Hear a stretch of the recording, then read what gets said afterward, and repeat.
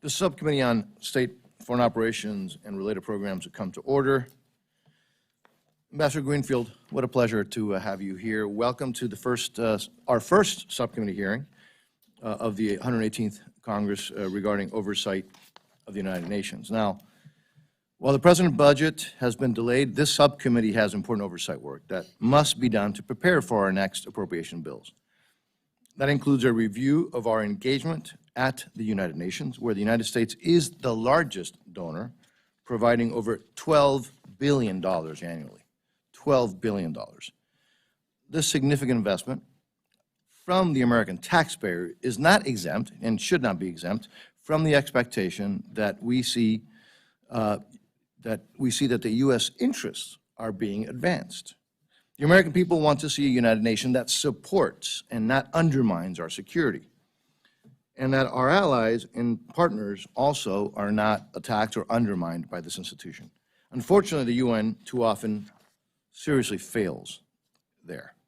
And recent events have once again demonstrated that the ingrained, institutionalized anti-Israel bias at the United Nations is frankly, if anything, getting worse, not better.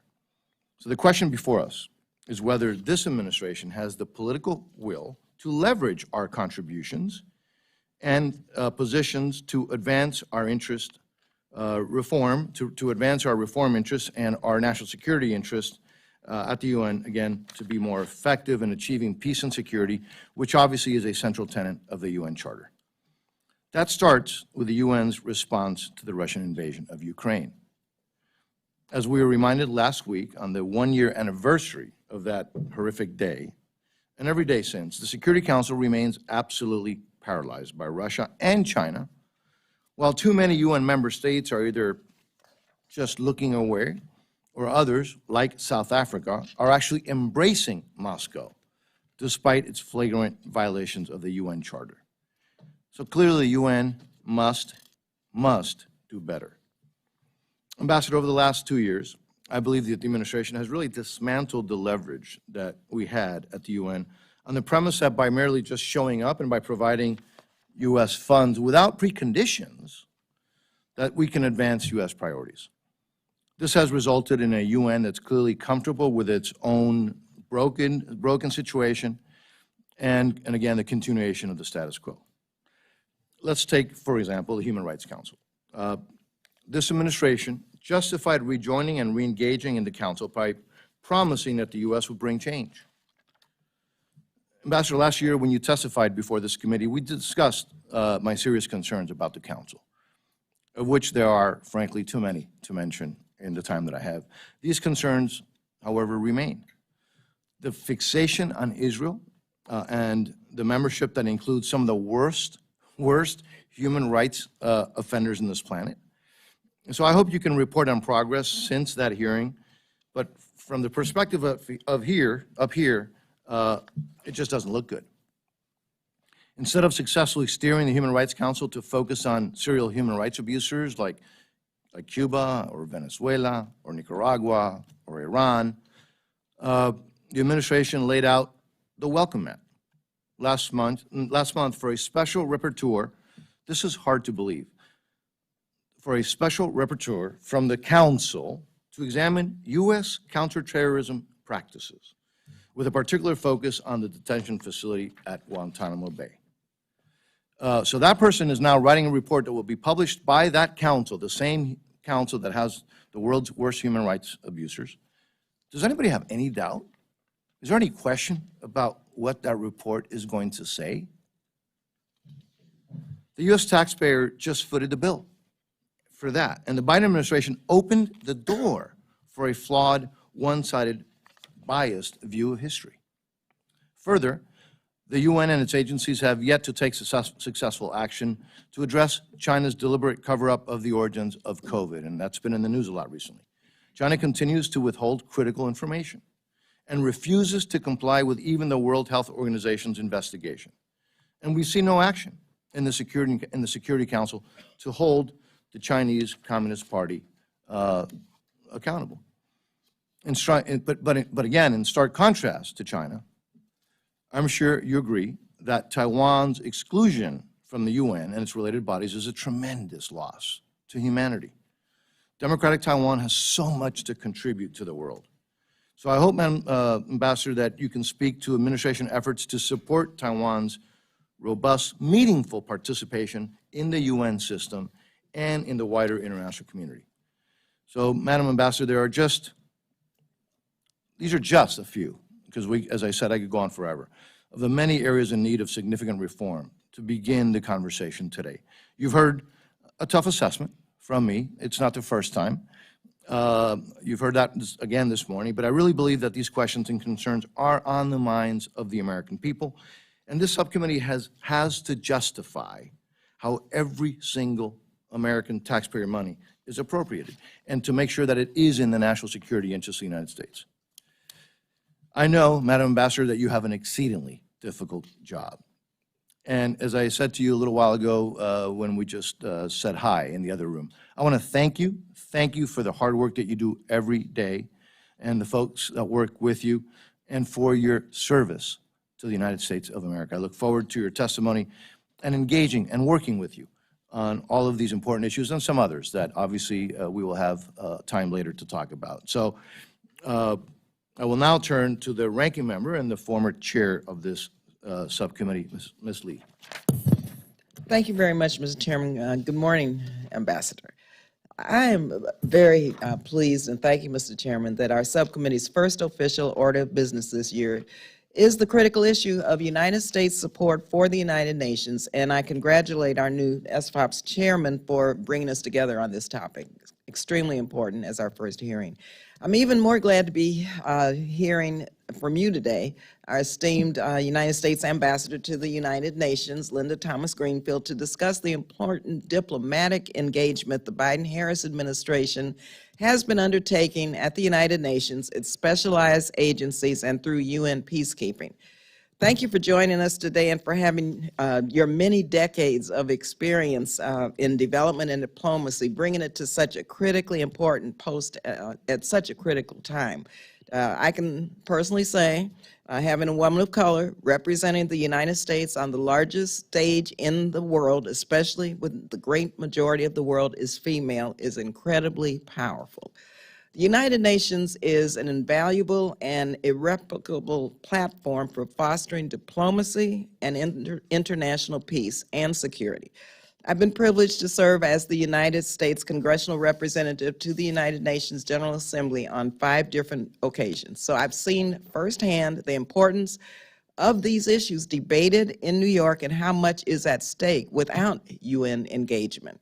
The United Nations is central to the values and priorities of the United States.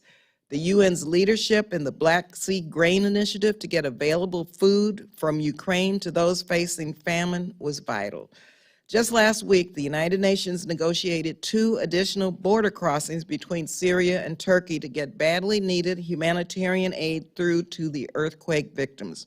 These accomplishments are solidly in the United States' interest and make the United Nations indispensable to the American people. That's why it's so important to be in the room, to be part of the conversation at the United Nations. We know what happens when we are not. I expect we will hear this morning about, of course, the bias at the United Nations against Israel. This bias is allowed to take shape, though, when the United States is missing, like the Commission on Inquiry on Israel. When we are absent, vacuums are created and filled by countries that do not share our values and our priorities. The United States must be present and fully participating in international institutions to protect our interests as well as advocate for our allies. Over the past 2 years, I've worked extremely hard with our committee, all of our colleagues, to make sure the United States was paying its share for these institutions. I truly wish we would have been able to go further in paying down our unpaid debts for peacekeeping, debts that have accumulated over the last 5 years and have now reached over $1 billion. We need to recognize the important role UN peacekeepers play in conflict zones and the benefits that we gain from burden sharing with other countries through UN peacekeeping missions. We simply cannot continue to tout these multilateral partnerships while at the same time maintain arbitrary caps on our contributions and rack up millions of dollars in arrears, leaving other countries, again avoid, to foot the bill. Not paying our dues weakens our ability to lead on a host of international issues and cedes ground to our strategic competitors. When the world unites, we can achieve amazing things. I am deeply concerned that we have lost ground on the Sustainable Development Goals, and achieving any of them by 2030 may be now out of reach. Investments that the United States has led on, such as HIV and AIDS, are very important part of the SDGs and a tangible expression of the goals chosen by people around the world aspiring to a better, safer world. I was proud of the work we've done as chairwoman to get the agreement that the United States needs to step forward, not back, on engagements such as rejoining of UNESCO. Also, I will continue to fight for support for UNFPA, that instead of being a political football, should be recognized for the tremendous work they do to support the health of mothers and babies. Throughout my time in Congress, I have consistently advocated for the strongest possible partnerships between the United States and the United Nations. We may not always agree with other nations on every issue, but we must always have a venue where we can hear from other countries and be heard ourselves.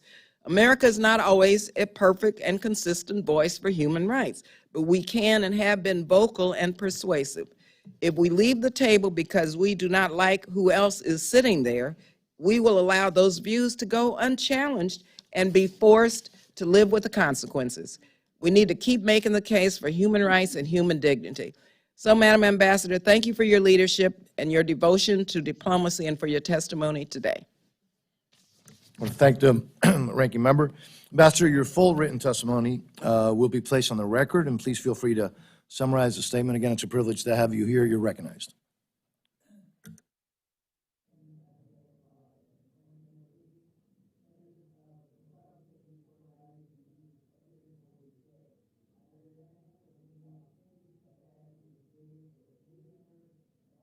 Welcome, thank you. I would welcome more visits so I can show you how vital our role is at the UN. Because without our leadership, China, Russia, and others hope to shape the United Nations and indeed the world in their authoritarian image. On my watch, we are not letting that happen. At the UN, we are galvanizing our allies and partners to tackle conflict, hunger, climate change, human rights abuses and violations, humanitarian crises, and so much more. And we're engaged in a strategic competition, especially with China, to ensure the values of freedom, democracy, and human rights prevail. Last week, we marked 1 year since Russia's brutal illegal invasion of Ukraine. At the UN, we have isolated Russia on the world stage. This past Thursday, 141 countries voted to call for an immediate withdrawal of Russian troops and for a comprehensive, just, and lasting peace. Russia is weak and alone, and this resolution showed Ukraine that global support for sovereignty and independence remains strong. Of course, we've been equally focused on the rest of the world. When disasters strike, we rally the international response. After the recent earthquakes in Syria and Turkey, we, for example, pushed for 2 more border crossings so that humanitarian aid could flow freely to Syrians in dire need. And last month, when I visited Somalia, I called on the international community to step up and break the cycle of extreme hunger and end famine. We do the same when human rights are abused and violated. When the Iranian regime was killing peaceful protesters in the streets, we took action. Iran's brave activists called on us to suspend Iran from the UN's Commission on the Status of Women. Iran's presence was a stain on the commission, and we removed it. Next week, I will lead the U.S. delegation to the commission, where we will continue to call out Iran and other repressive regimes that violate the rights of women. As part of our fight for human rights, we hosted a high-level UN event on the genocide and crimes against humanity in Xinjiang. We highlighted the UN report, which laid out China's human rights violations in horrifying detail. And we are vigilantly combating all forms of hate at the UN, including anti-Semitism. A few weeks ago, we hosted with the Second Gentleman a special event at the UN focused on combating anti-Semitism. We also led the successful adoption of a UN General Assembly resolution to condemn Holocaust denials, the first of its kind in 15 years. Of course, we know that anti-Semitism is one dimension of anti-Israel bias at the UN, and that's something we work to counter every single day. We support a two-state solution and continue to push both sides to avoid escalatory actions that would move us further from achieving that goal. In the Security Council, we are addressing threats to international peace and security, like the conflict in Ethiopia, instability in Haiti, and missile launches from North Korea. And on North Korea, we're working to enforce strong UN sanctions to make it harder for Pyongyang to build nuclear weapons and ballistic missiles. We are working to hold the UN itself accountable. We are actively advocating for a host of reforms to make the UN more effective, efficient, representative, and credible. Our goal is to bring the UN into the 21st century while rooting out waste, fraud, and abuse. But the truth is, as we battle for our values enshrined in the UN Charter, the administration efforts to pay our bills in full have been only partially met by Congress. We continue to maintain high balances on arrears and pay late. It's China's favorite talking point. If we want to maintain U.S. leadership, we also need consistent, strengthened funding to recruit talented Americans into the UN system, which we are grateful that Congress has also recognized. We need your help to secure that funding and to build on our successes in the multilateral area. I'm committed to ensuring, with adequate staff, to fully monitoring how our funding is managed. Ladies and gentlemen of the committee, I have had the honor of serving our country for nearly 40 years under presidents from both parties. This moment is unique. America's global standing is at stake. So I want to thank you for your support and for your continuous communication, and I look forward to our discussion. Thank you, Ambassador. Members, I will call on members based on seniority of those present when the hearing was called to order, obviously alternating between majority and minority. Each member will have 5 minutes for the questions and the ambassador's response. There will be calling votes, so I don't know if we'll have time for a second round, but hopefully we will. Ambassador, I'm concerned, and we've spoken a lot about Israel and the bias, anti-Israel bias. I'm really concerned by the pending advisory opinion on Israel sought by the Palestinians at the International Court of Justice. Again, another example of just rampant anti-Israeli bias at the UN. Last November, your deputy spoke out against the pending resolution, but regrettably, a UN official referred to the ICJ as, quote, the pinnacle of the international judicial system, end of quote. That was just 2 weeks prior, which really, frankly, solely confused the U.S. position. Ambassador, what actions are you taking or planning to take to prevent that the ICJ and the advisory opinion from being abused and weaponized to attack Israel? And if you want to also talk about who are potentially some of your allies and what the administration is doing to make sure that we get other countries to help out. And so with that, I'll. Thank you so much for that question. And let me be clear, whenever the United States sees anti-Israel bias, we call it out and we address it directly. And as you noted, the UN is replete with anti-Israel actions and bodies, including disproportionate resolutions against Israel across the UN system. The open-ended commission of inquiry that you and Congresswoman Lee referred to is a recent example, and the recent request for the advisory opinion at the International Court of Justice. And we believe all of those actions have really not contributed to bringing peace for Israel and the Palestinians. And we've discouraged any actions by either side that would escalate the situation on the ground and push us farther away from achieving peace. My team is constantly vigilant on this issue. We watch it closely. I stay in close contact with the Israeli permanent representative in New York.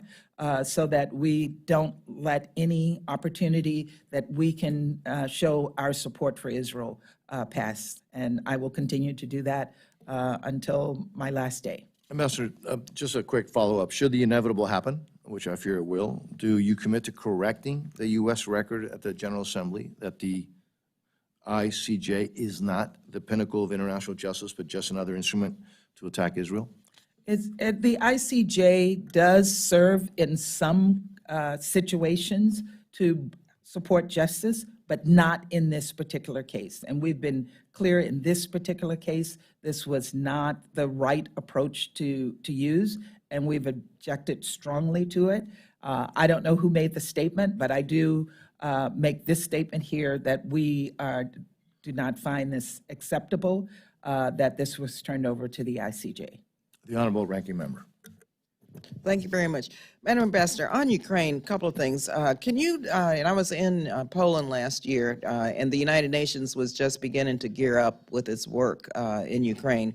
Would like to delve into how the U.S. now has been working with and through the United Nations to build support for Ukraine and condemn Russian aggression. Also, what more can be done, if anything, to rally the world and employ all of our diplomatic tools to help bring an end to this conflict? And finally, how are we able to, or how can we work with the UN to build support among countries in Latin America and Africa that have been more reluctant?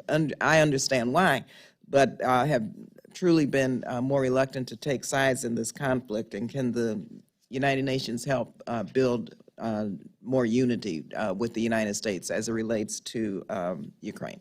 You know, Congressman, we have built a strong coalition of countries who have condemned Russia. 141 votes is nothing to sniff at. If we could have gotten 192 minus Russia, that would have been better. But only 7 countries voted to support Russia. And even those countries that abstained in their statements, both in the Security Council but also in the General Assembly, they expressed strong concerns about the situation and basically condemn Russia in their verbal statements. We can do more in terms of our own engagements with these countries. I work around the clock. If you saw my WhatsApp messages as we led up to the vote, I don't think I missed a country. And I was making phone calls at the same time. And we also had our embassies working across the world in pushing. And Madam Ambassador, just not to interrupt you, but my colleague and I, the chairman and I, we disagree on Cuba, but can you, and that's well known, but could you let me know, how did Cuba vote on these issues as it relates to Ukraine in terms of? Cuba abstained Cuba on the vote on Ukraine. That is, as I said, only 7 countries actually voted with Russia. Thank you very much, Madam Chair. Thank you. Mr. Fleischman, you're recognized, sir. Thank you, Mr. Chairman. Madam Ambassador, thank you so much for being before us today. You have a very difficult job, and I sure appreciate everything you're doing in that regard. Thank you. I'm going to digress a little bit from my comments just to say I didn't expect this today, but thank you so much for your comments in support of Israel, our true ally in the Middle East. And my only ask would be to please continue to combat anti-Semitism wherever it exists all over the world. And the Holocaust deniers who are out there need to be called out. The Holocaust was horrific. It was probably the worst event of the last century, and the world can never forget what happened in that horrible time. So I do thank you for that rhetoric and the like.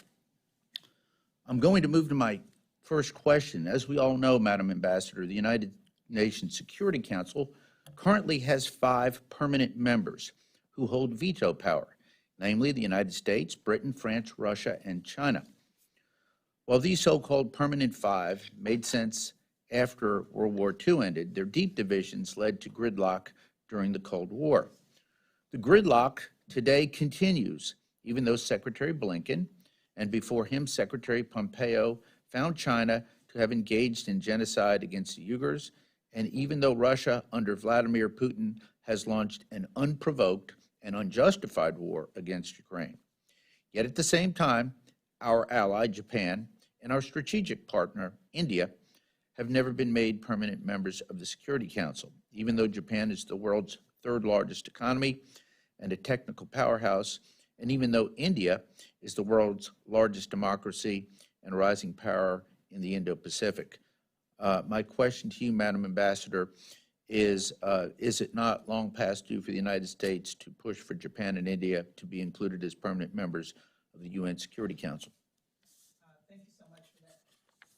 Thank you so much for that question, and it really is an important question for me because I launched in September a discussion on Security Council and broader UN reform, in which we announced and the President amplified at the high-level week that we support Security Council reform. We have to make this council more inclusive and more representative. And the Permanent Five was built into the charter. I can't change that, but we can change and add additional permanent members as well as additional elected members of the council. I have been engaged over the course of the past few months in what I've referred to as a listening tour, talking to all regions, all countries of the world, with the idea of moving forward on some kind of reform that allows us to bring new countries into the Security Council. Japan currently is an elected member. India was an elected member for the past 2 years, and both of them have expressed desires to be permanent members. Thank you. Thank you for your response. I'm looking at my time as it begins to wane, so I will focus on the crux of this next question. It deals with Diego Garcia and the British Indian Ocean territories. Madam Ambassador, there have been 2 rounds of secret negotiations regarding the control over the British Indian Ocean territory, the Chagos Islands, as moratorious attempts to wrest control of the remote island territory away from the United Kingdom. My big concern is, obviously, this is a key United States base, and I wanted to stress our support to keep that vital base on Diego Garcia going and our support of the British in that regard. And I just wanted to get your thoughts on this issue. I don't have anything new on that, but when I served as Assistant Secretary for African Affairs, it was an issue that was on my plate, and it was an issue that I engaged with the Mauritian government on, as well as the British government, with the idea that we maintain U.S. control of that island. But I don't have anything currently new. We can get back to you with what's happening. Thank you very much, and Madam Ambassador, I thank you again. And Mr. Chairman, I yield back. Thank you, Mr. Fleischman. Ms. Torres. Thank you, Mr. Chairman. Good morning, Ambassador Thomas-Greenfield. Thank you for being with us today, and thank you for delivering such great and brave speeches at the UN on behalf of the United States. I would like to hear more from you about how the administration can leverage UN resources to address migration in Central America and help bring stability to the region. There are still many Central Americans who are forced to flee their homes to escape persecution. I am very concerned with the developments in the region, such as the detainment last July of award-winning Guatemalan journalist Jose Ruben Zamora, founder and president of the newspaper El Periódico. He has spent 215 days in a Guatemalan prison simply for telling the truth about what is happening in his government. In many countries, the UN plays an important role in the fight against corruption. I understand Honduras has now decided to work with the UN to create an anti-corruption commission. However, in the same year that Honduras is creating an anti-corruption commission, Guatemala has cracked down on those who worked with its own UN-backed anti-corruption commission in previous years. It is alarming and unacceptable that those who cooperate with the UN in the fight against corruption in Guatemala are now being persecuted. So what is the role of the UN in Central America, specifically as it relates to anti-corruption, given everything that has happened in recent years? Let me just start by saying early in my tenure, with the support of the Vice President, I called together all of the UN agencies working on migration issues along the border, but also working in Latin America, and donors as well, to commit to focusing attention on the situation in the border, but also working with those countries to ensure that they provide the protection that they're required to provide under the human rights laws, and that they work more closely with the United Nations. And there was a strong commitment to that. We're following what the UN is doing very closely. I don't have anything specific on the Guatemalan case. We'll ask our WHA colleagues to come back to you on specifically what is happening there. But I know that the UN, particularly UNHCR and the Human Rights Council Commission, are following the situation there very closely and doing everything they can to provide protection to him, but also others who become victims of this government. My concern, Ambassador, is history continues to repeat itself. Guatemala's CICIG, the UN Anti-Corruption Commission that was created, the commissioner, was threatened by the government when he left to visit or to a hearing outside of the country. He was refused entry. El Salvador tried to create CICEs that never happened, and now Honduras. So what are the lessons here, and how? I don't want Honduras to be set up to fail like the other two countries. Creating an organization where we will just throw good money after bad actors. That needs to stop. That bleeding needs to stop. So what are the lessons that we have learned, and how can we support good actors from being persecuted the way that they are? We have two former attorney generals here on asylum visas. We have a former prosecutor, investigator who was working with CICIG in Guatemala here on an asylum visa. Not only are we taking on, hundreds and thousands of people that are coming to our southern border asking for help, we are also taking on those brave actors. And I disagree that throwing good money and getting private dollars to support these governments isn't a good idea, because corruption will continue. And I yield back, Mr. Chair. We'll have to wait for the answer on that one. But Mr. Carl, you're recognized, sir. Thank you, Mr. Chair. Madam Ambassador, welcome to the Hill, Thank you. and thank you for your service to this country. I read your bio yesterday, and it's quite impressive, so thank you.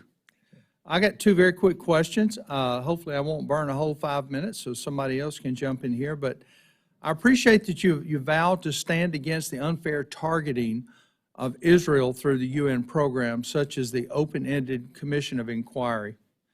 Can you please discuss the current status of the inquiry and the harm it poses to any hope of peace between Israel and Palestinians? We have been clear that we think this commission of inquiry is unacceptable. And the first opportunity that we had to engage on this issue in the General Assembly, Ambassador Chris Liu worked diligently to decrease the budget by 25% and push back on the number of staff. We've not seen any of their reports yet. I will say that this commission was set up when we were not on the Human Rights Council. And this is why I think it's so important that we're on that council so that we can stop this kind of, these kinds of actions from happening in the future. So do you see us getting on that council? I'm sorry? Do you see the ability for us to get on that council? We're on the Human Rights Council now. We rejoined the Human Rights Council in January. And I will say we've had some extraordinary successes. We were able to kick Russia off of the Human Rights Council. We were able to set up a commission of inquiry on the situation in Iran, a commission of inquiry on the situation in Ethiopia. So I think it's important that we are there, and we will continue to push for human rights in those countries where we need to focus on human rights and push against efforts to put all of the attention, for example, on Israel. Thank you. So I've just spent a week in Mexico, Guatemala, and Honduras, and your ambassadors down there are incredible, the staff, the people that work down there. But my question is, you know, the UN, the development activities in the countries and territories with sustainable development goals, better known as SDGs, I'm learning all these acronyms, are currently receiving billions of dollars, American dollars. Roughly how much of those funds would you say are going towards staff and other overhead costs other than going directly to heading of the sustainable development itself? I can't give you a specific figure, but we can get back to you on that. That's something that we monitor very, very closely because we want to make sure that funds are going to programs and not just funding structures and more staff than are necessary. And again, I have Ambassador Chris Liu constantly working on that issue. It's his 24/7 day job. Well, one thing I did see down there, although you had incredible people, there certainly were well-staffed. I just want to make sure that money is making it where it needs to go, because we're all trying to, both sides of the aisle, thank goodness, are trying to tighten our belts a little bit and get us in a little better place as far as financially. So I can assure you that that is one of my highest priorities as well. good. Well, thank you, ma'am. I appreciate that. Mr. Chair, I yield my time back. Thank you, Mr. Carl. When you learn all the acronyms, maybe you can teach them to me as well. The gentlewoman from Florida. Thank you. And thank you, Madam Ambassador, for your work. And I just want to echo the words of my colleagues to just urge your continued pushback on anti-Semitism. And I will move to a subject near and dear to my heart, which is the condition of the world for women and girls. Interestingly, just coincidentally, last night I had an opportunity to be at a dinner with many women ambassadors to the United States.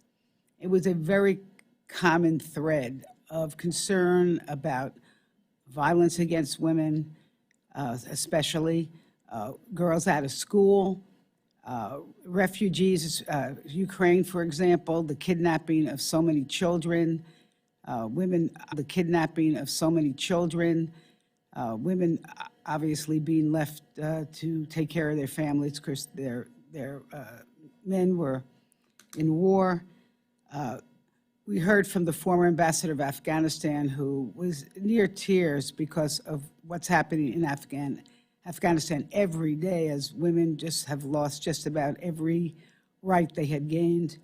I guess I could go on and on. I had a group from Iraq in my office the other day, concerned there. And so I don't want to make it sound like the world is terrible for women, but there's obviously a lot going on there. So, and it could be, I know My colleague, Ms. Torres, could tell you about what's happening in South America. We have visited Africa together here, my colleague on my left here. And so here's my question. Tell us first of all, what you think are the most important issues facing the girls and women of the world, and what kind of things the UN are doing to promote their safety, their education, their health, their welfare, economic well-being.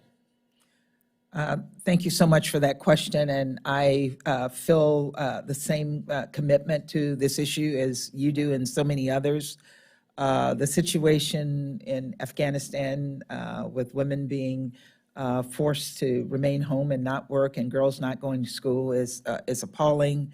Iranian women being brutalized and killed in the streets, Ukrainian women being raped and brutalized, and so we can go on and on. So what are the important issues? It is protection for women. And we have to make sure that in every resolution that we pass in the Security Council and in the General Assembly, that we recognize and highlight the importance of a focus on women and girls, on education, on health, and on safety. We saw in Ethiopia as well as in Ukraine, rape being used as a tool of war. We have to also look at accountability. How do you hold those who commit those crimes against women? How do you hold them accountable and ensure that they don't commit those crimes again? And I think if we can focus on those areas, on their education, their health, and their security, I think we get to the bulk of it. But we have to do it in every single resolution that we're working on, and every single opportunity that we Excuse me, have. not to interrupt, but can you give me some examples of some of the efforts of the UN? You know, we have worked with the UN and in the Security Council to condemn the situation both in Afghanistan as well as in Iran. We had something called an ARIA formula meeting at the United Nations where we brought a large number of co-sponsors and Iranian activists to highlight the situation in Iran and bring the situation to the forefront in the United Nations. And of course, in Ukraine, we're constantly raising these Excuse issues me, with also, the UN. there are many UN agencies, correct? Yes. That are working with refugees and promoting health and so forth. UNICEF, I'll start with UNICEF, where there's an American head. UNICEF focuses on children, but they also focus on issues of women and girls because they're very much related. We're working with UN Women, and we've had UN Women come and brief the Council on several occasions on the situation in Ukraine and the situation in Afghanistan, as well as the situation in Iran.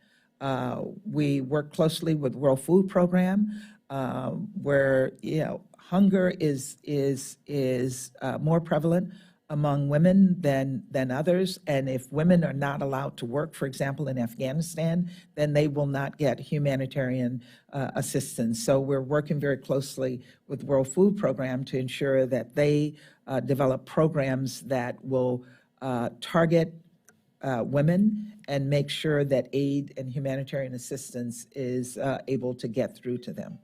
Thank you so much. I yield back, Mr. Thank you. Hughes. Mr. Turner, you're recognized, sir. Thank you, Mr. Chairman. Very pleased to be here with you on the subcommittee, my first subcommittee. And Madam Ambassador, very pleased to be with you as well today. I've appreciated much of what you've had to say. I would like to start talking about UNRWA. While both the UN and the Biden administration have continually said that steps are being taken to address continued demonstrations of anti-Semitism, to monitor curriculum, and to prevent the construction of tunnels under UNRWA facilities, these things continue to happen. And we see the same response: a promise of an investigation, staffers put on leave, a statement of condemnation, and then another violation occurs and we're back to square one. Clearly, the steps the administration has taken to address and more critically prevent these violations from occurring are not enough. What will your administration do to prevent the construction of terror tunnels under UNRWA schools and other facilities? It is difficult for any of us to justify hundreds of millions of dollars in funding for an agency when they cannot even ensure this basic level of oversight is being conducted. Thank you so much for that question. Last year, I visited Israel and met with UNRWA. I also saw a tunnel. It wasn't under an UNRWA school, but the Israelis took me to see one of these tunnels and the intense work that goes into developing these tunnels. And let me just start by saying that UNRWA provides needed services to the most desperate people among the Palestinians, education. And the fact that terrorists are using their, are victimizing them by turning their facilities into possible places where they might operate, although I have to say I didn't see that, is absolutely unacceptable.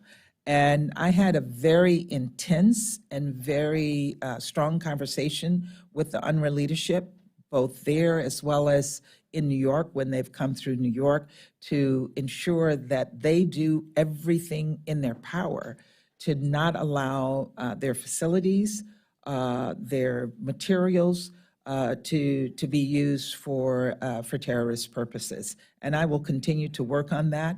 We have an MOU with UNRWA that the State Department's Office of Population, Refugees, and Migration is managing, and they monitor them constantly. But also, I see it as my responsibility as well. Well, I appreciate that, and I believe you when you say you don't want this to happen. None of us want this to happen.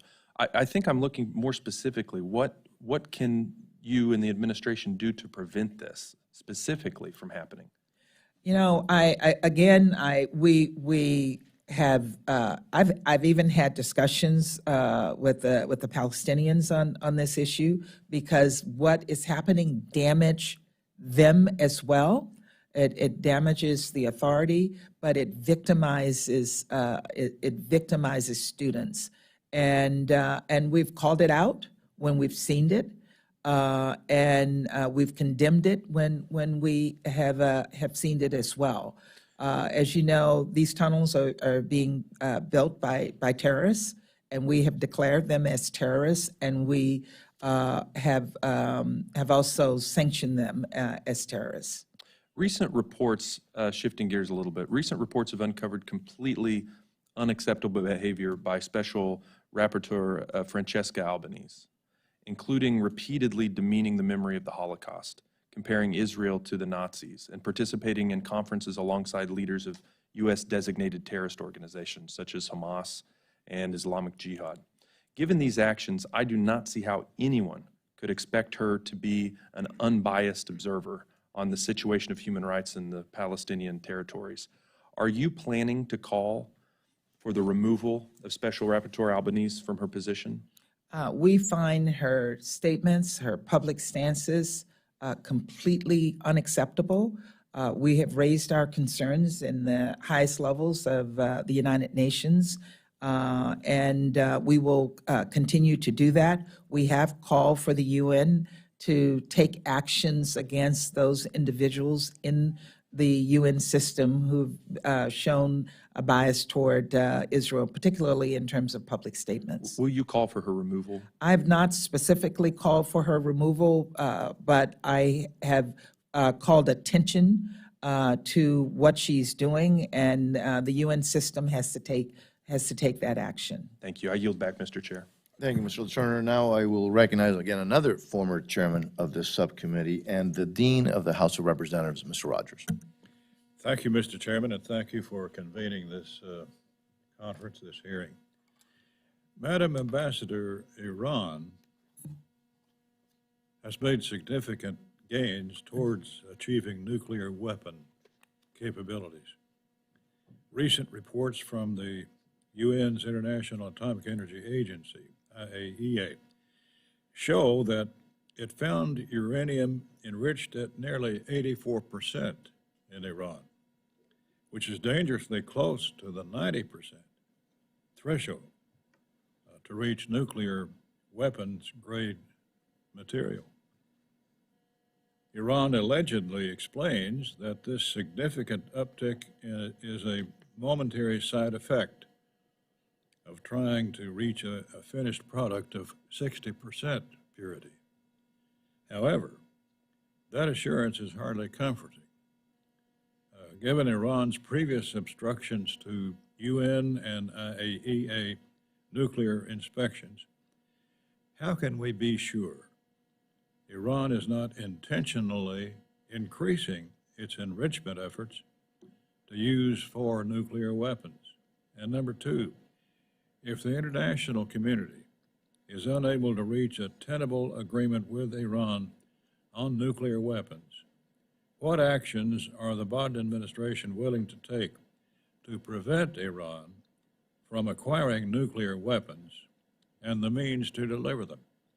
Ma'am? Thank you, Mr. Rogers, for that question. And yes, we have seen that Iran has increased their production since leaving the JCPOA. And President Biden has been very, very clear that he will not allow Iran to gain nuclear capabilities, to gain a nuclear weapon. Over the course of the past year, we have been focusing a tremendous amount of attention on the Iranians' attacks on Iranian people, and have in fact kicked them off of the Commission on the Status of Women. And we've been focusing attention on what they are doing with the Russians, but we have not lost sight of what they're doing on the nuclear side. And I again stress that the president has been clear that we will not stand by and allow them to gain nuclear capabilities, and we're pressing Iran to allow for IAEA inspections and to comply with IAEA rules. Well, again, reports from the UN show that IAEA found uranium enriched at nearly 84%. Yeah. That's significantly up, and it's close to 90% to reach nuclear weapons grade. It's no longer time to talk. It's time to act. What can you assure us? I can assure you that the administration is very aware of this and prepared to act when necessary. You don't consider it necessary now?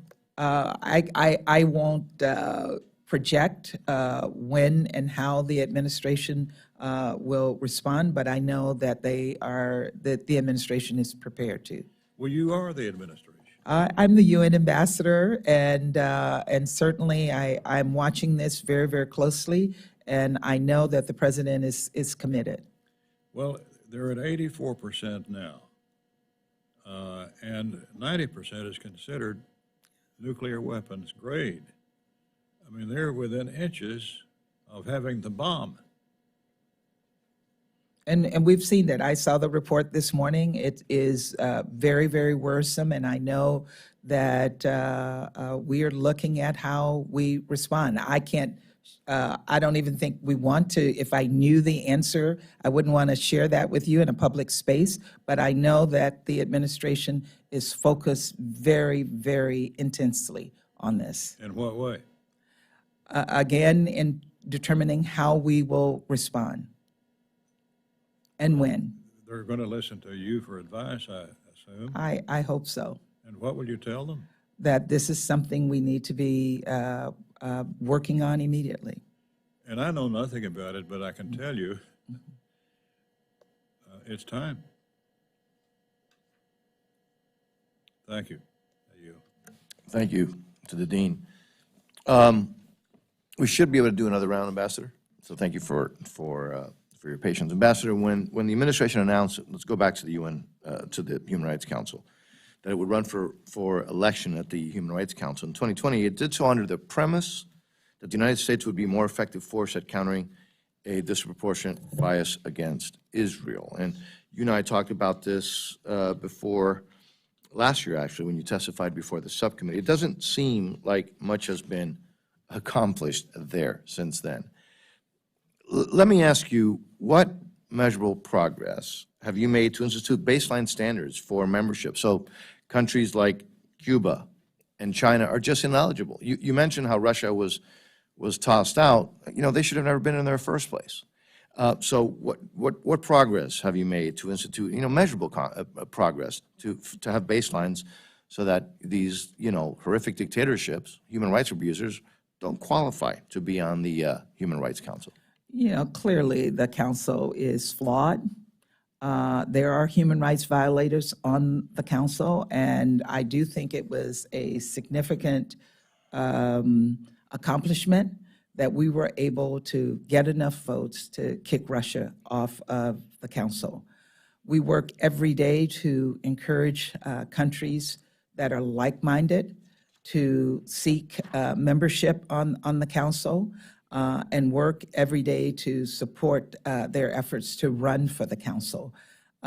Unfortunately, the system requires a membership vote, and countries that are human rights violators want to get on the council so they can block the action of the council. But us being there, we give courage to others to join.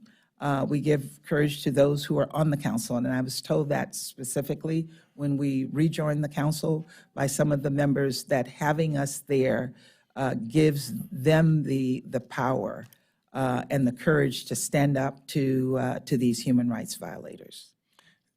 And Madam Ambassador, and again, I have great respect for you. You know that. I mean, I really do. But what you're hearing, whether from Mr. Turner or the Dean of the House or myself, is what we don't hear. We don't see measurable progress. Great statements, and by the way, statements can be very important. But we don't see measurable progress. And it's it's $12 billion that the United States, that the American taxpayer is putting into this institution, to the UN as a whole. And again, so that's why we keep asking for measurable progress, and that is one thing that we just have not gotten. Yeah, we've made progress. I mean, we've made progress in ensuring that human rights stays at the center of many of the issues we're engaged in. The fact that we got a commission of inquiry on Iran was a huge deal. If we were not on the council, that would not have happened. I think had we been on the council, we would not have a commission of inquiry that is unlimited on Israel. Being on the council, we were able to expose Russia and get a commission of inquiry to look at that situation. So I think we have had some successes, but I will admit, it's challenging. We're sitting at the table with other human rights, with others who are human rights violators, but we fight them every single day. And if we're not there, we can't fight them. And again, I don't question your commitment to that. But again, I think you understand our frustration. And by the way, I think and I'm frustrated too. Correct, and your frustration as well. To the ranking member, you're now recognized. Thank you, Mr. Chairman. Yes, I see the progress also, understanding issues of human rights all around the world, including in our own country. It's difficult to make the progress, but under your leadership and this administration's leadership, there's been a total shift, I think. And so just on the glass half full side, I just wanted to make that comment. Thank you very much. The Sustainable Development Goals, going back to what my colleague mentioned earlier, just to break down exactly what they are, they're a common framework that all of our development partners have signed on to. They help explain the work of the United States and what it's doing overseas, as well as to help measure how far we have to go on alleviating poverty, protecting the planet, and ensuring that all people have access to peace and prosperity. So just let me ask you, in terms of the conversations happening at the United Nations, how to get the SDGs back on track after the negative impacts of the COVID pandemic, and how are various parts of the UN system working together to support countries in their pursuit of SDGs? Secondly, are the goals still achievable by 2030, and are they being tracked and measured? Are there bright spots? And then finally, so many of the SDGs are applicable to here in our own country with vulnerable populations, especially communities of color. And I want to find out from you, how do you see we can better integrate these SDGs with U.S. development programs and policy and priorities in our own country? Thank you so much for that question. First, let me just say that we're committed to implementation of the SDG goals by 2030, both here at home as well as abroad. And over the course, because we're having the major SDG summit in September, right now there's laser focus on pushing that agenda forward. My office, I'm meeting with my office on a regular basis. Ambassador Lisa Carty leads that, and she has her staff focused on these as well. And we're working very, very closely with the various UN agencies in terms of identifying how they can do a better job of moving forward on the SDG goals, but also kind of taking stock of what they have accomplished. And so we're meeting with individual agencies on that on a regular basis. The Deputy Secretary General is leading that process, and I have engaged with her also to, one, reaffirm our commitment, but also to encourage them to ramp up their efforts, because we think that expanding economic opportunity, both here and abroad, taking care of our planet, promoting good governance and ensuring that we leave no one behind is a global issue, and it's a global goal. And we think the SDGs will get us closer to achieving those goals.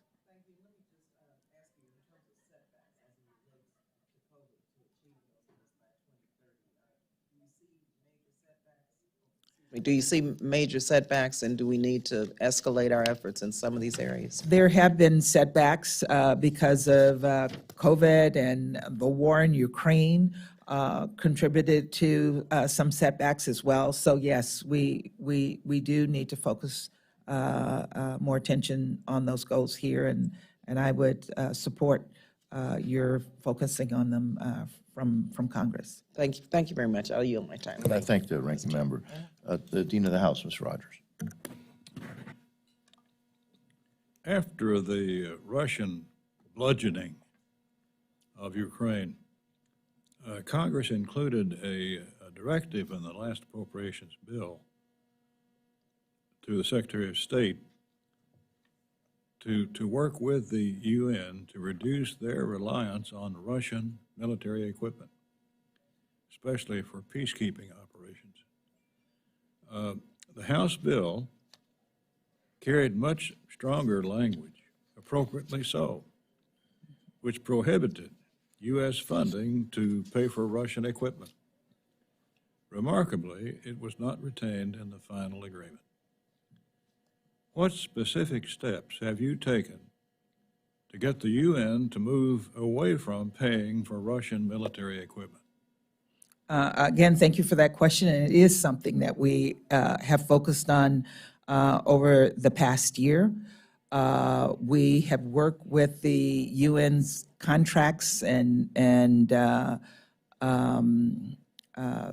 compliance office to open up the biddings for more companies to bid on these UN contracts.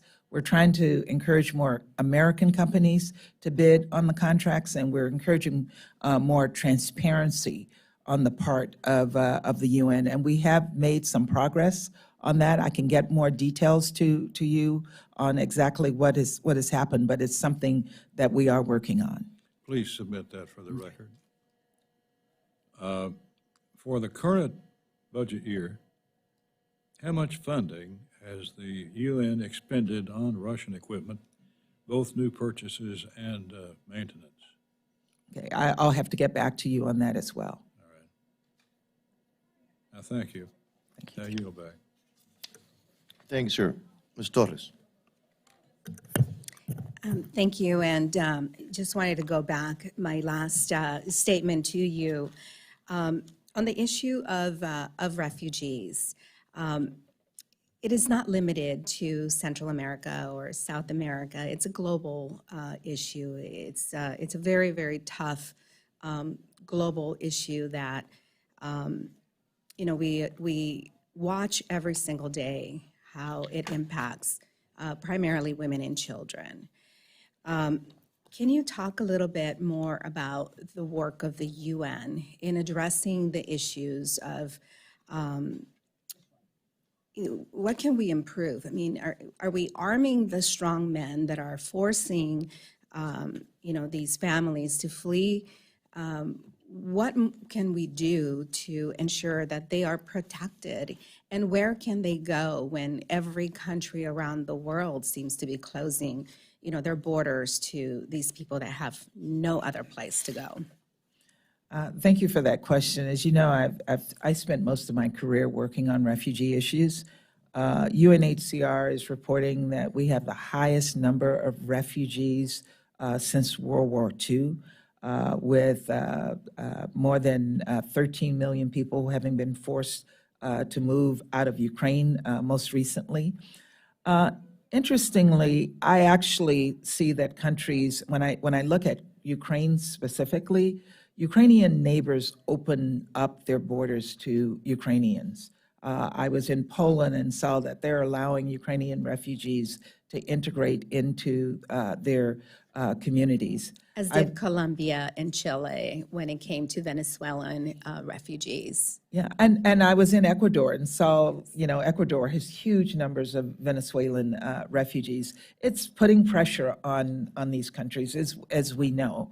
And so even here in the United States, people, when things get tough, they blame the people who are coming in from outside. And we're seeing that happen elsewhere around the world. But UNHCR has really focused tremendous efforts on its protection mandate. It has the mandate to protect refugees, and it's something that we work very diligently on ourselves. I was in Somalia recently, and Kenya. Kenya has 450,000 refugees. Those refugees have been there for 3 generations. The Kenyan president said to me, and I was really pleased, that these people have no home to go back to. They only know Kenya. And he's looking at how they can be integrated into communities as well. So we're working to find options to find permanent situations where refugees can be integrated into communities.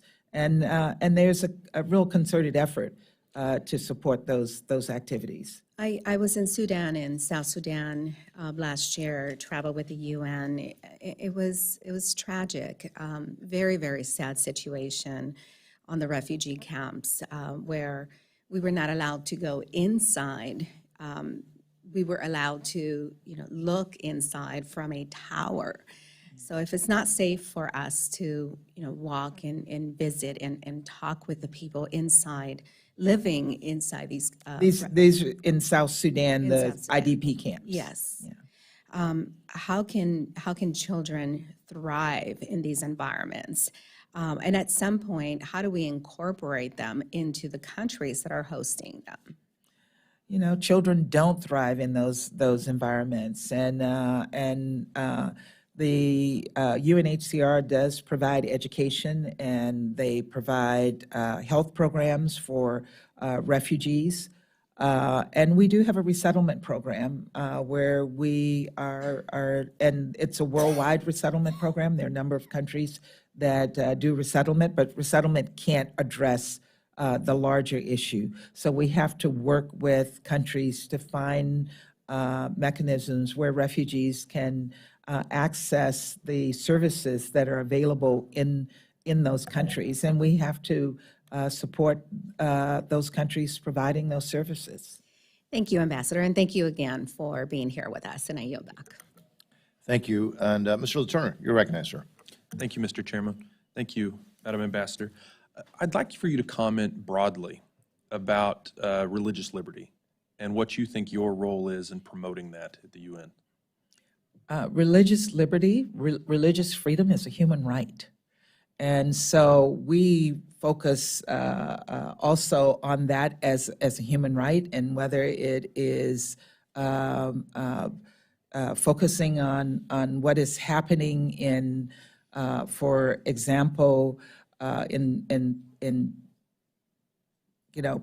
places like Ukraine, where there are issues, or whether we're focusing in Africa where there may be issues of religious freedom, is something that we call out, is something that the Human Rights Council focuses attention on, and it's something that we address every time we see it.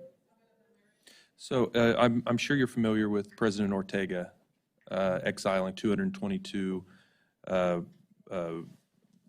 religious political prisoners to the United States recently. What you also might be aware of, but if not, I'd like to talk about it. There's a man by the name of Bishop Alvarez. He's a Roman Catholic bishop of the Diocese of Matagalpa in central Nicaragua. He's advocated for political and religious freedom for all Nicaraguans and has been considered a critic of the Ortega regime's violence against protesters and political opponents since 2018. Bishop Alvarez has called for democratic reforms and an end to persecution of the Catholic Church, whose clergy and missionaries have been targeted by detentions, deportations, and death threats. The bishop was first detained under house arrest in August 2022 when he refused to board the plane with the 222 political prisoners. He was imprisoned. The next day, his trial began earlier than scheduled, and he was convicted of treason, undermining national security, and spreading false news.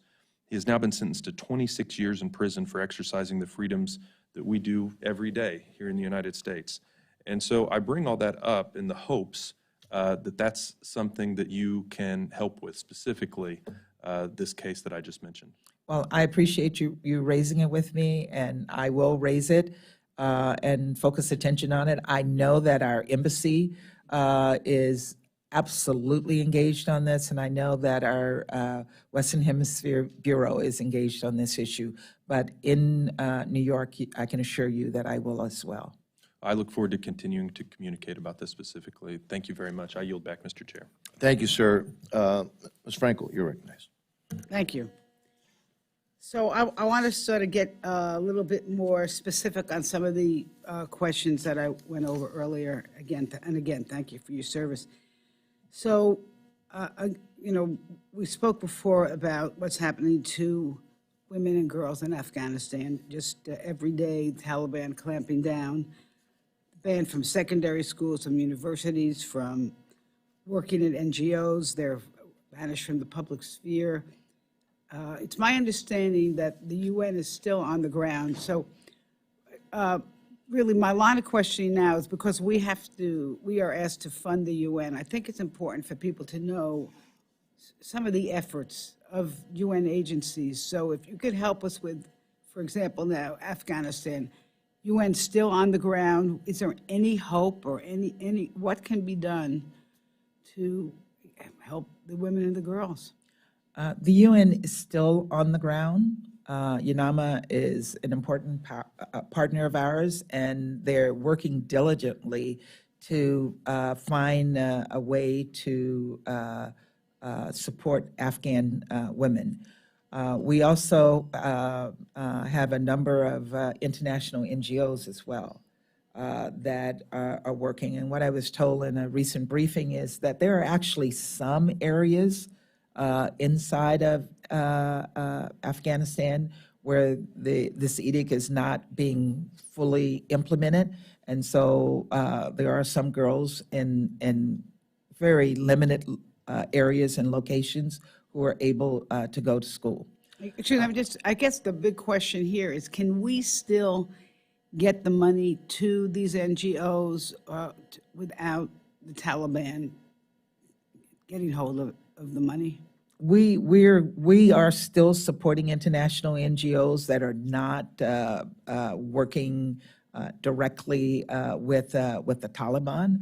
UNAMA is trying to work, I know, with some of what they consider less or less aggressive members of the Taliban to see how they can find a way to push them to push inside their system to change this edict, because ultimately that is what's going to make a difference, and that is reversing the edict. It's hard to work around an edict that does not allow women to work, because the majority of the people in need are women, and they can only be accessed by women. And we've discouraged them from using men to replace women in these key positions. So I know that they are working to try to find a way around this and find ways to get assistance directly to the women in need. Let me change just a little bit. We've heard reports that there have just been hundreds of Ukrainian children kidnapped to Russia. Could you tell us about that and any efforts to stop it or to get the children back? I spoke about that in the Security Council and the General Assembly as well last week.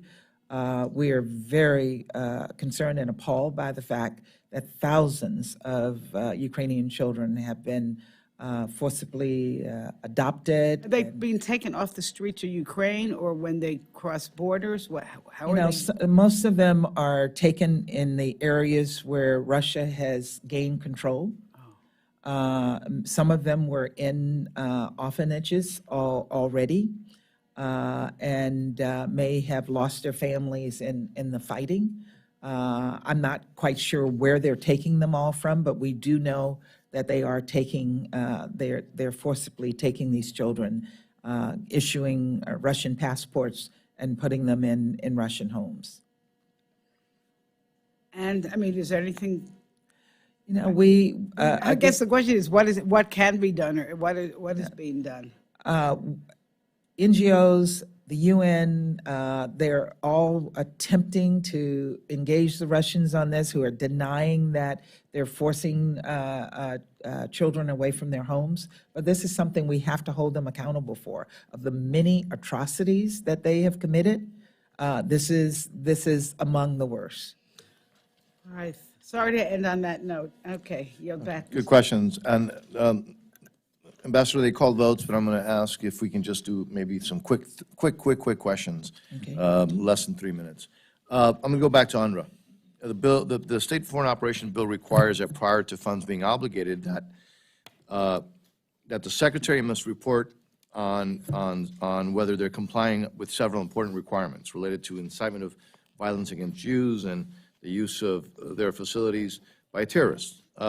Now, remarkably, despite continuing violations, the Secretary has continued to say that UNRWA is complying. And so what are you asking, what specifically are you asking UNRWA for in terms of reform and accountability? Where are we? What do we have to show as far as reforms that UNRWA has committed to? Yeah, we, as I mentioned earlier, we have an MOU that is being monitored very, very closely by our colleagues in the State Department's Office of Population, Refugees, and Migration. But every single one of us who work with the UN also take on the responsibility of monitoring and also ensuring that UNRWA is abiding by our requirements. And Ambassador, I apologize because I'm going to keep myself to the term, to the time as well. And so, but specifically, if you can get back to me on some of those, I think would be helpful to the ranking member. Thank you very much. Let me ask you, Madam Ambassador, despite well-intentioned reforms, allegations of sexual assault and abuse continue with regard to peacekeepers. So is the UN holding troops from contributing countries accountable for the actions of their forces? And just where are we in terms of sexual assault? Again, something we're engaged on a regular basis. So there was one peacekeeping country that was removed the entire country from a peacekeeping operation because of allegations of sexual abuse and sexual exploitation. We are also aware of several cases in which individuals have been held accountable, and we require that countries prosecute them in their own country. And we're following those cases very, very closely, but they were removed from the peacekeeping operations. This is a perennial problem, so we are making progress, though. We're making some progress. Okay, okay. It's thank still a you. challenge. It's still a I won't say we've been totally successful, but we are making progress. And countries understand that if they are going to continue to participate and benefit from participating in peacekeeping operations, they have to ensure that their troops do not commit sexual abuse and exploitation. Thank you, Madam Ambassador. Thank you. Let the record show that the chair and the ranking member kept under time. The Dean of the House, Mr. Rogers. Thank you, Mr. Chairman, and thank you again for convening this hearing on a matter of utmost importance.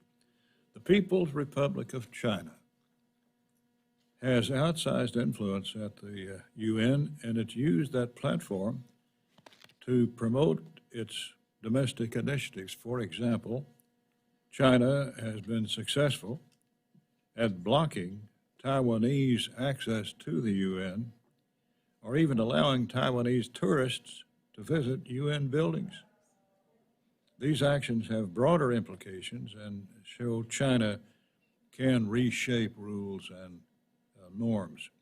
As the largest contributor to the UN, the United States should have the leverage to push back on Taiwan's access issue and others. What steps are you taking to curb China's authoritarian approach? Let me just say, we have seen this in big and small ways, that they are using their presence in the UN to reshape how the UN functions, and they have shown that they are willing to use all aggressive methods here to challenge both our interests and our values at the United Nations, which is why it is so important that we are there constantly to push back on them. Our strategy is to literally, at every single step, we have people looking at all of the UN documents to make sure that China is not inserting their values, their narrative, their language into UN documents. We're pushing hard on the Taiwan issue to get Taiwanese access to any kind of event or any facility that does not require member state. But it's been tough, and part of what's been tough is the Chinese have gained power over the past 4 years. They really moved into spaces that we were not filling. They have a lot of staff in the UN system, and they're using that power. They're paying more on something we push for, but they also criticize us for not paying our dues and our arrears. And that's why I think it's so important that we pay our dues, we pay our arrears, and we compete with strength, in a position of strength against the Chinese. I see their actions every day, and we fight against their actions every single day. But we need, I would say strongly, we need the resources to do it. Thank you. Thank you, sir. And Ms. Frankel. Thank you. Well, on that area of paying dues, I think not enough people know about some of the good things that the UN does. I mean, we are all aghast at the position on the anti-Semitism. I urge you to keep pushing back on that. But in terms of some other areas, especially keeping children safe, preventing child marriage, FGM, sex and labor trafficking. Which are the agencies that are part of the UN that you are confident are doing a good job in this area? I think UNICEF is doing an extraordinary job in focusing attention on all of these issues. We saw this, particularly child marriages and sexual exploitation of children, actually increase during COVID because children were not in school. And girls were not in school, and I've seen UNICEF really again focus tremendous attention on these efforts. The current head of UNICEF is an American, and she came with a tremendous amount of experience in this area, and I know that she has really galvanized her staff to address these issues. I thank you, Mr. Chair. I'm going to go vote, and I yield back, and thank you for this hearing. Thank you, Madam you. Ambassador. Wish you the best. Ambassador, again, thank you again for your time, and even more important, that's for your service to this country. This concludes today's hearing, and members may submit any additional questions for the record, and without this Committee on State Foreign Operations and Related Programs stands adjourned. Thank you so much. Thank you.